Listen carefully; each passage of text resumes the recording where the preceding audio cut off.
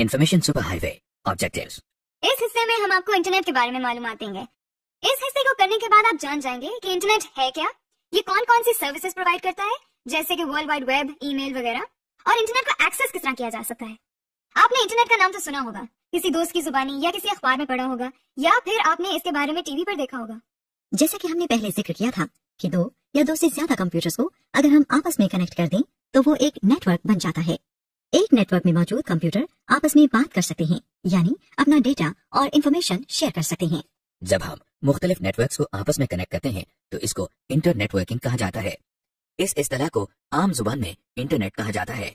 इस तरह इंटरनेट के जरिए दुनिया के मुख्तलिफ ममालिक में मौजूद लाखों बल्कि करोड़ों कंप्यूटर्स आपस में कनेक्टेड हैं और आपस में इंफॉर्मेशन शेयर करते हैं। इंटरनेट एक ऐसी टेक्नोलॉजी है जिसकी मदद से दुनिया भर में इंफॉर्मेशन हासिल करने का तरीका ही बदल गया है, क्योंकि इंटरनेट के आने से दुनिया एक ग्लोबल विलेज बन चुकी है, जिसके मानी है एक बहुत बड़ा गांव, जहां पर इंफॉर्मेशन को एक जगह से दूसरी जगह पर जाने के लिए ज्यादा देर नहीं लगती।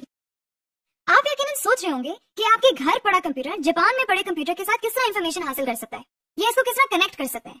दरअसल सारे कंप्यूटर्स को कनेक्ट करने के लिए टेलीफोन नेटवर्क और सैटेलाइट नेटवर्क का सहारा लिया जाता है। जिस तरह दो लोग आपस में फोन पे बात करते हैं, उसी तरह दो कंप्यूटर्स टेलीफोन लाइन के जरिए आपस में इंफॉर्मेशन शेयर करते हैं। लेकिन आप ये सोच रहे होंगे कि इंटरनेट किसकी मलकियत है, इसे कौन चलाता है। इसका जवाब ये है कि ये नेटवर्क न तो किसी की मिल्कियत है और न ही कोई मखसूस ऑर्गेनाइजेशन या मुल्क इसको चलाता है। मुख्तलिफ लोगों ने अपने अपने कंप्यूटर्स पर मुख्तलिफ किस्म की इंफॉर्मेशन महफूज की होती है। अगर वो चाहें तो वो ये इंफॉर्मेशन इंटरनेट से कनेक्टेड हर शख्स से शेयर कर सकते हैं। अब सवाल ये पैदा होता है कि इंटरनेट कैसे एक्सेस किया जाए। इंटरनेट तक पहुंचने के लिए इंटरनेट सर्विस प्रोवाइडर्स मौजूद हैं। इंटरनेट सर्विस प्रोवाइडर्स या ISP उन कंपनीज या ऑर्गेनाइजेशंस का नाम है जो सार्फिन से फीस लेकर उन्हें इंटरनेट से कनेक्शन की सहूलत फराहम करते हैं। ये हर वक्त इंटरनेट से कनेक्टेड रहते हैं। जो भी इंटरनेट से कनेक्ट होना चाहे वो अपने लोकल इंटरनेट सर्विस प्रोवाइडर से कनेक्ट हो जाता है और इस तरह पूरा इंटरनेट उसकी एक्सेस में आ जाता है। Services on internet.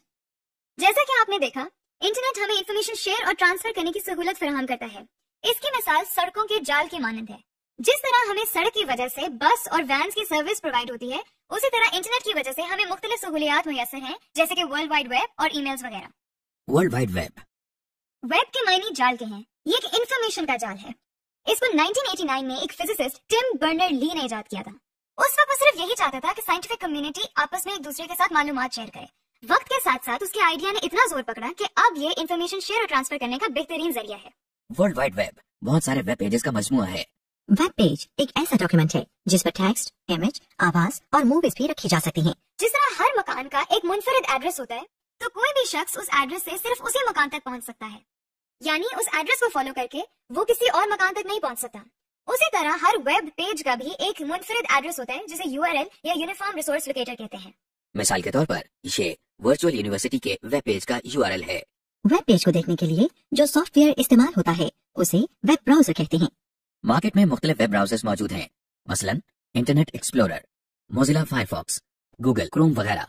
ये एक वेब ब्राउजर है जो इंटरनेट एक्सप्लोरर कहलाता है। इस जगह पर URL लिखा जाता है। इस जगह पर वेब पेज यानी मालूमात, तस्वीर वगैरह नजर आती हैं। जिस तरह एक टॉपिक पर लिखे गए सफ़ात इकट्ठे कर दें तो ये एक किताब कहलाती है, इसी तरह एक से ज्यादा वेब पेजेस जो एक ही टॉपिक से मुंसलिक हों वेबसाइट कहलाती है। यानी एक वेबसाइट पर एक से ज्यादा वेब पेजेस इस तरह पड़े होते हैं कि इन पेजेस पर जाने के लिए हमें URL नहीं लिखना पड़ता, बल्कि लिंक्स मौजूद होते हैं। जैसा कि आप देख रहे हैं, ये VU की वेबसाइट है। इस वेबसाइट के थ्रू अगर हम एकेडमिक्स के वेब पेजेस पर जाना चाहें तो इस लिंक पर माउस पॉइंटर लाकर क्लिक करने से हम मतलूबा पेज पर चले गए हैं। गौर करें कि ये एकेडमिक्स एक लिंक कहलाता है। वर्ल्ड वाइड वेब पे आपको हर किस्म की इंफॉर्मेशन मिल सकती है। अगर आप पूरी दुनिया के इलाकों का मौसम या ताज़ा तरीन खबरें जानना चाहते हैं तो वो भी आपको वेब से मिल सकती है। इसके अलावा अगर आप किसी टॉपिक या सब्जेक्ट पर इंफॉर्मेशन हासिल करना चाहते हैं तो वो भी आपको वेब से मिल सकती है। और इसका फायदा यह है कि आपको जगह जगह जाकर स्पेशल इंफॉर्मेशन कलेक्ट नहीं करना पड़ेगी। अब सवाल ये पैदा होता है कि हम वेब तक कैसे पहुँचे। वेब पर जाने के लिए सबसे पहले आप अपने कंप्यूटर को इंटरनेट से कनेक्ट करें। कंप्यूटर को इंटरनेट से कनेक्ट करने के लिए आप अपने ISP यानी इंटरनेट सर्विस प्रोवाइडर की तरफ से दिए गए तरीके के मुताबिक इंटरनेट लाइन को कंप्यूटर से कनेक्ट करें। फिर ब्राउजर को खोलकर इसमें मतलूबा URL लिखें और एंटर की प्रेस कर दें। यूं आप वेब से कनेक्ट हो गए हैं। Electronic mail.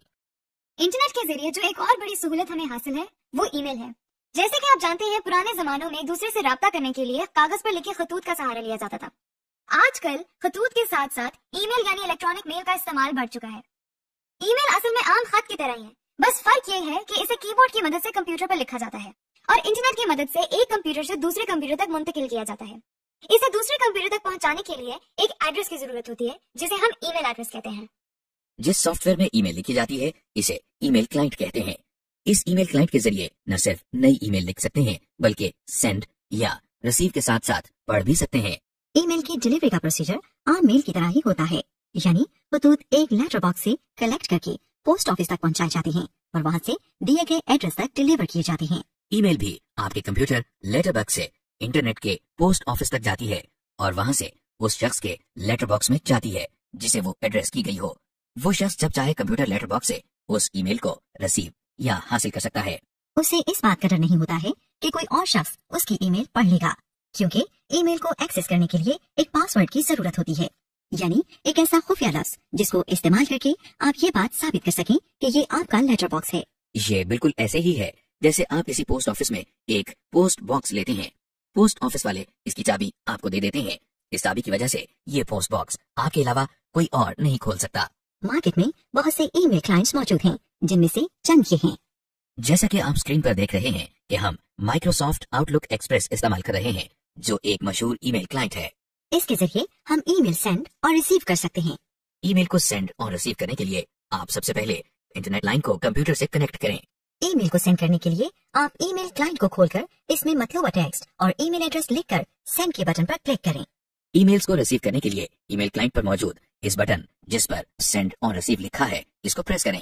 اس طرح کرنے سے آپ کے نام جو ای میل ہیں وہ آپ تک پہنچ جائیں گی. سمری. اس حصے میں ہم نے آپ کو انٹرنیٹ, ویب اور ای میل کے بارے میں بتایا. اس میں آپ نے یہ بھی جانا کہ انٹرنیٹ بہت سے کمپیوٹرز کا نیٹ ورک ہے جو کہ ٹیلی فون اور سیٹلائٹ کی مدد سے قائم ہے. اس نیٹ ورک کے ذریعے لوگ مختلف انفارمیشن ایک دوسرے کے کمپیوٹر سے دیکھ سکتے ہیں اور اپنے کمپیوٹر میں موجود انفارمیشن ایک دوسرے کو دکھا بھی سکتے ہیں. انٹرنیٹ ہمیں مختلف سروسز دیتا ہے, مثلا ورلڈ وائڈ ویب اور ای میل. ورلڈ وائڈ ویب مجموعہ ہے بہت سارے ویب پیجز کا, اور ویب سائٹ ایک سے زیادہ ریلیٹڈ بہت سے ویب پیجز کا مجموعہ ہے. ورلڈ وائڈ ویب کے ذریعے ہم کوئی بھی انفارمیشن حاصل کر سکتے ہیں. دوسری سہولت ای میل کی ہے. یہ عام خطوط کی طرح نہیں ہوتی بلکہ اس کو لکھنے, پڑھنے اور بھیجنے کے لیے کمپیوٹر کا استعمال ضروری ہے. یہ عام میل سے زیادہ تیز اور محفوظ ہے اور اس کی گمشدگی کا امکان نہ ہونے کے برابر ہے.